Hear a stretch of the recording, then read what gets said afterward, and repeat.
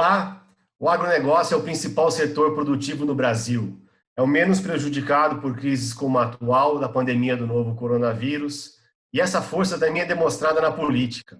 Com quase 300 parlamentares, a bancada ruralista é a maior em representatividade no Congresso Nacional. E no Papo com o Editor dessa semana, o broadcast político conversa com a principal liderança do setor aí no parlamento. Deputado federal Alceu Moreira, presidente da Frente Parlamentar da Agropecuária, bem-vindo e muito obrigado por aceitar nosso convite. Eu que agradeço a possibilidade de ter essa janela para poder conversar com tantos. Forte abraço. Deputado, no final do ano passado, em entrevista para a gente aqui do broadcast político, o senhor fez várias ressalvas ao governo do presidente Jair Bolsonaro, do tratamento desse governo com o setor, e em seguida, vários projetos de interesse do agronegócio no parlamento caminharam. Como é que está a relação do setor agora com o governo e também em relação às presidências aí do Congresso, da Câmara e do Senado, para as demandas do agronegócio em meio a essa crise, deputado?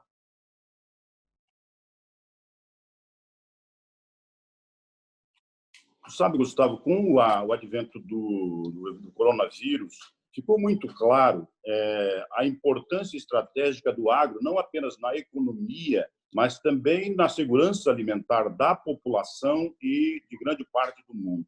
Imagine, neste momento que eu estou conversando contigo aqui, com produtos que são importantíssimos na mesa da população em falta no mercado. Se as pessoas estivessem disputando 1 quilo de feijão, 1 quilo de arroz, se ela tivesse que disputar essa comida, que preço estaria isso? E quem pagaria essa conta com a fome? A população pagaria com a fome.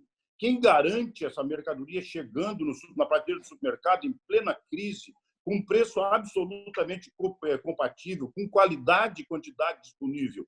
É, na verdade, a evolução do agro brasileiro, que alimenta em torno de 1.400.000 pessoas no mundo, portanto, em torno de 7 Brasis são alimentados por nós, e nós temos condição de melhorarmos a questão do endividamento.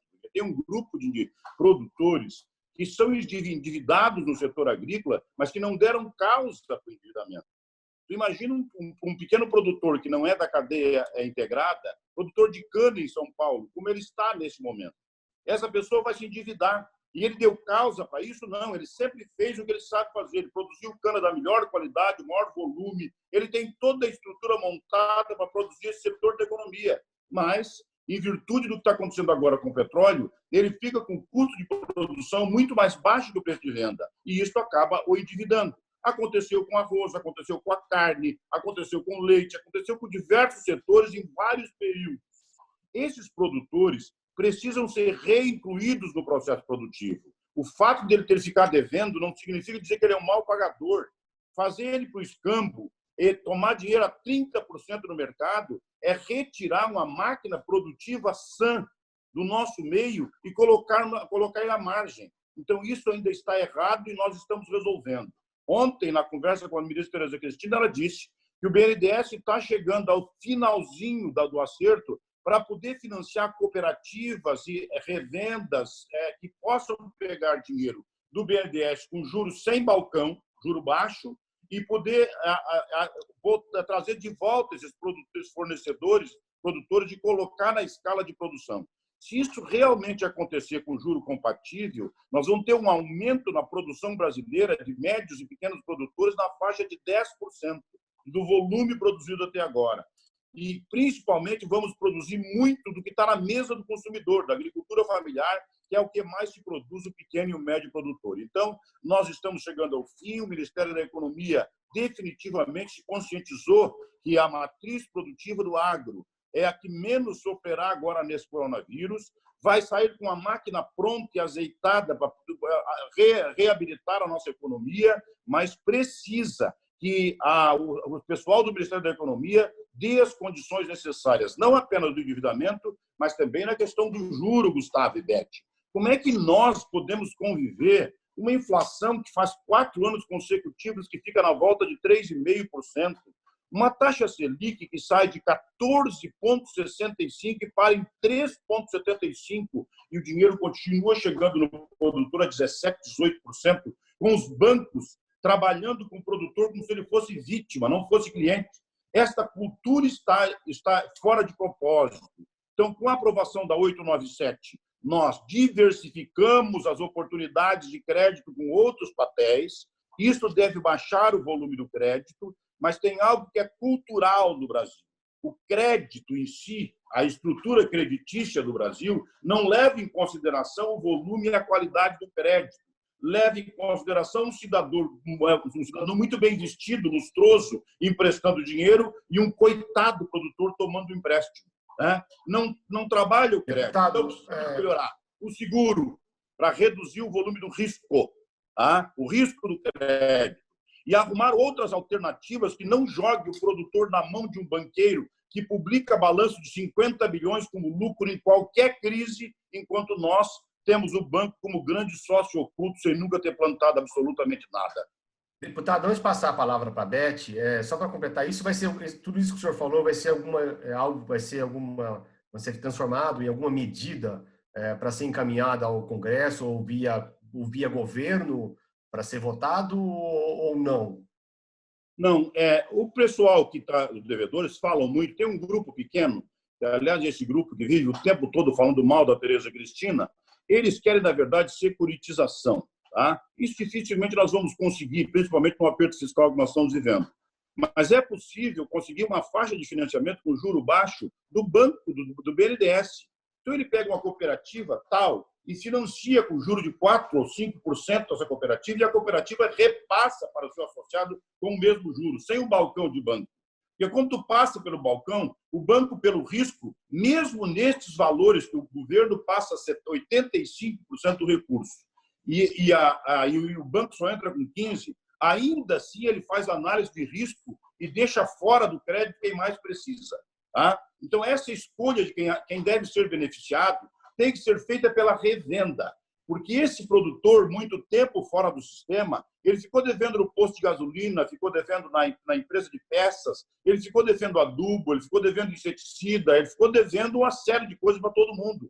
Agora, a revenda, que é para quem ele ficou devendo maior volume, para quem ele entregava a produção, a trade ou a revenda, ela precisa tomar esse recurso do banco, repassar o recurso para o produtor sem custo, para que ele possa saldar suas dívidas e voltar ao processo produtivo normal. Isso está muito avançado no BNDES. Eu hoje ainda tenho uma reunião com o Gustavo, com o diretor da política agrícola do Ministério da Agricultura, o Sampaio, tá? E nós certamente vamos ter condição de trazer essa faixa de crédito e reabilitar grande parte desses produtores. Deputado, eu queria mudar um pouco. Eu sei que o agro, no meio dessa crise toda do coronavírus, parece um mundo à parte, né? Não está tendo desabastecimento. Obviamente, vocês têm problemas aí com, né, o dinheiro que chega muito caro para o produtor, mas eu queria tocar num ponto da crise política, né? Ao lado do avanço do coronavírus, a gente já superou a China em mortes, que é muito preocupante. A gente vê também ali com as saídas dos ministros Henrique Mandetta e Sérgio Moro uma crise aguda. Nesta manhã, o ministro Alexandre de Moraes, do Supremo, suspendeu a posse do Alexandre Ramagem na direção da Polícia Federal. Eu quero perguntar para o senhor essa questão da crise institucional, da insegurança jurídica que a gente está vendo, o que pode atrapalhar o setor do agronegócio.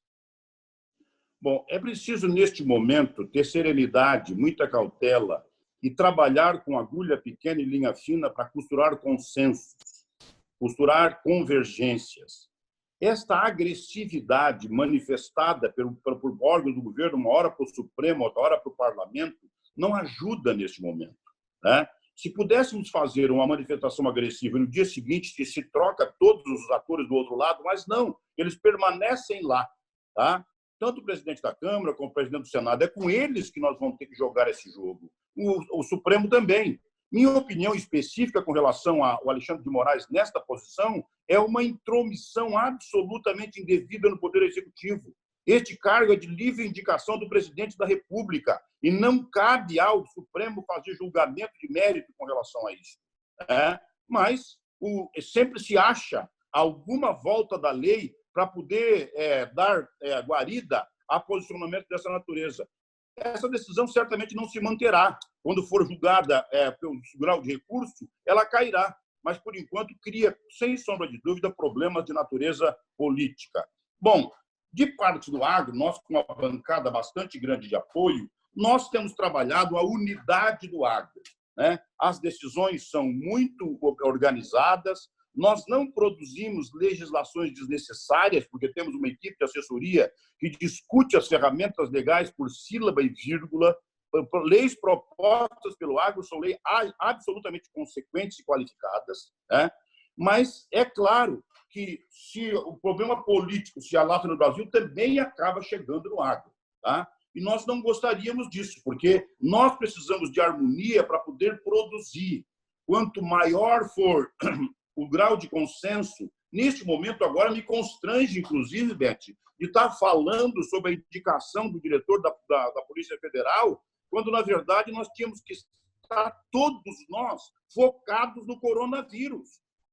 O melhor da nossa energia, o melhor da nossa inteligência, o melhor da nossa unidade tinha que estar focado para combater o coronavírus e trabalhar com inteligência todas as forças de Estado para conseguir um projeto de alternativa para a saída da crise, né? Enquanto eu converso contigo aqui, discutindo se o Alexandre de Moraes está certo ou está errado, alguém está chorando de longe ao sepultamento de um parente sem sequer poder se despedir. E são milhares enterrados em vala comum o tempo todo. Será que ainda há tempo para nós continuar discutindo vaidades, picuinhas, fofocas políticas, questões menores? Não. É muita falta de compreensão. É preciso agora acabar com as brigas. Mesmo que eu não tenha simpatia por esse ou aquele, não há nenhum brasileiro hoje que possa ser desnecessário. Todos são imprescindíveis para combater esta crise. É preciso ter grandeza de alma nesse momento e trabalhar a convergência como remédio fundamental para sairmos unidos da crise. Depois de passar a crise, talvez há tempo para discutir as nossas diferenças. Deputado, mas o fato do presidente Jair Bolsonaro ele minimizar a questão do coronavírus e também assim tratar do jeito que ele vem tratando as mortes, né? Ontem ele falou e daí, né, para as mortes, disse que ele é Messias, mas não consegue ressuscitar ninguém. Você acha que isso não faz com que o presidente próprio, seja o próprio presidente, incentive toda essa crise? Tá bem, Gustavo. Vamos fazer o mesmo raciocínio que eu fiz para o Supremo, para a Câmara e para o Senado. Tá? Se nós não concordarmos com o presidente Bolsonaro, muda alguma coisa, no dia seguinte ele continua sendo presidente do país. Nós temos que aprender a conviver com excessos daqui ou dali e buscar no governo a solução que é o dever do governo. Aproveitar-se dessas querelas minúsculas de uma palavra produzida de maneira voluntariosa pelo presidente para trazer a discórdia política não tem ajudado o Brasil. O agro brasileiro sabe que o presidente que a população elegeu soberanamente é Jair Messias Bolsonaro, com seus defeitos e suas virtudes. Está preparado para conviver com isto e aproveitar disso aquilo que é bom para o país. E trazer no bojo da eleição veio um ambiente propício para a reforma do país, para a recomposição da integridade social, para a permissão de transformar um país mais leve, com um Estado menor, mais eficiente, mais eficaz. E eu não vou perder meu tempo e minha energia discutindo se o Bolsonaro disse ou não disse aquilo. Eu vou aproveitar o ambiente que a eleição dele trouxe para fazer o agro cada dia ser mais resolutivo, mais competitivo e mais cedo ou mais tarde será a moeda de troca pela segurança alimentar no mundo, para nós então começar a discutir diferenças políticas e fazer exigência de outros países, porque nós teremos o grande celeiro de produção de alimentos do mundo.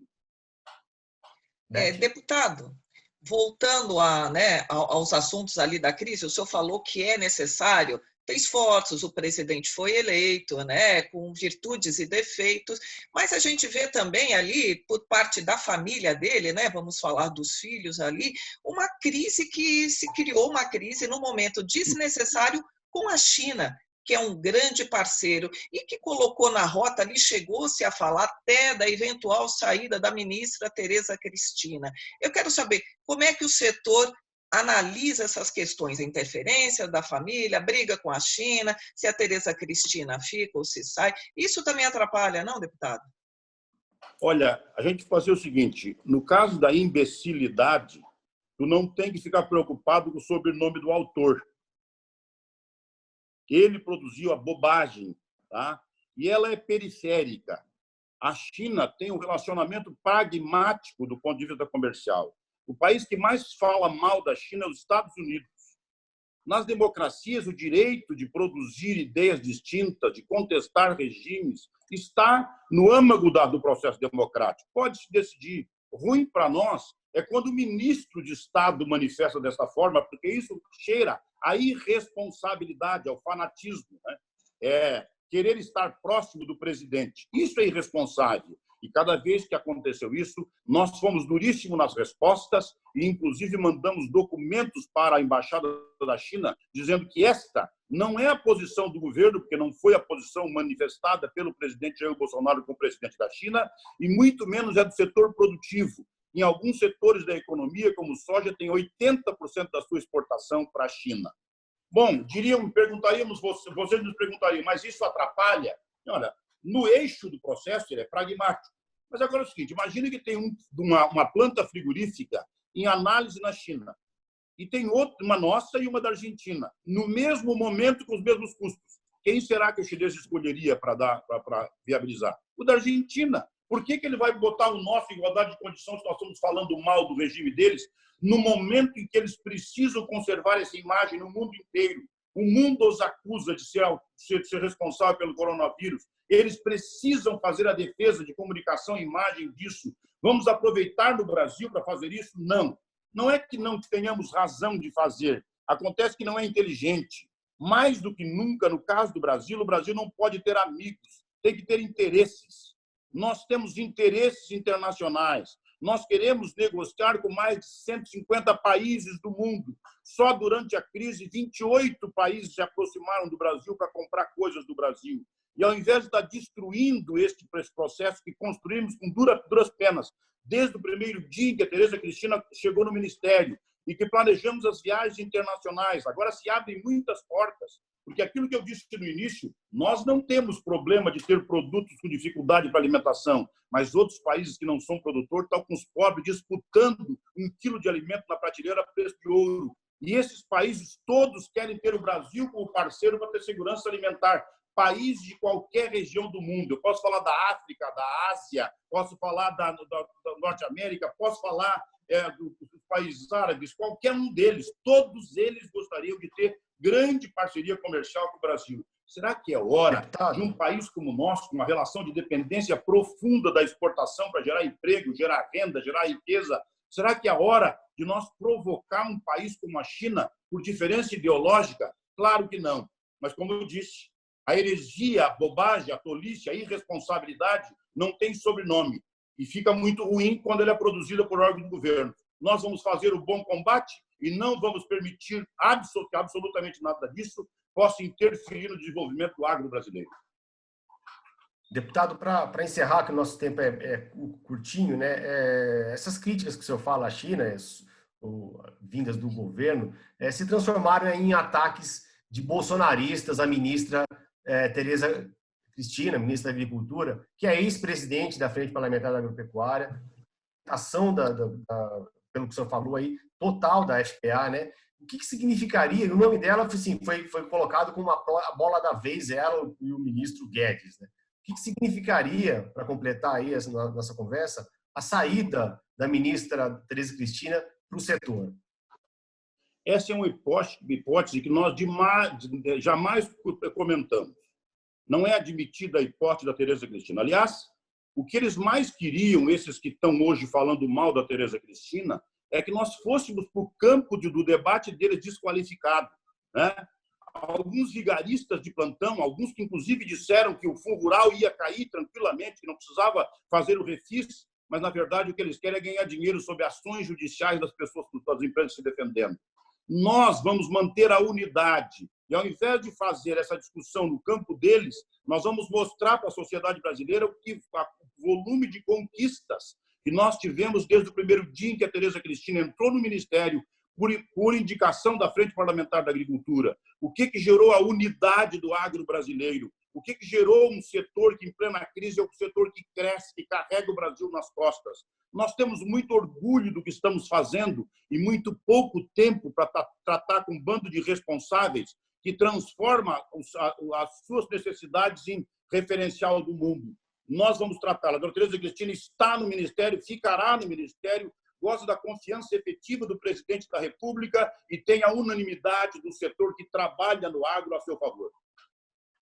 Deputado, eu queria agradecer muito o convívio, a presença do senhor nessa entrevista com o Papo com o Editor. Queria agradecer muito Beth Lopes, que está em São José dos Campos, e o suporte de Cláudio da Luz. E o Papo com o Editor volta aí na próxima semana com outras conversas. Muito obrigado e até a próxima. Grande abraço a vocês, obrigado pela oportunidade. Até a próxima.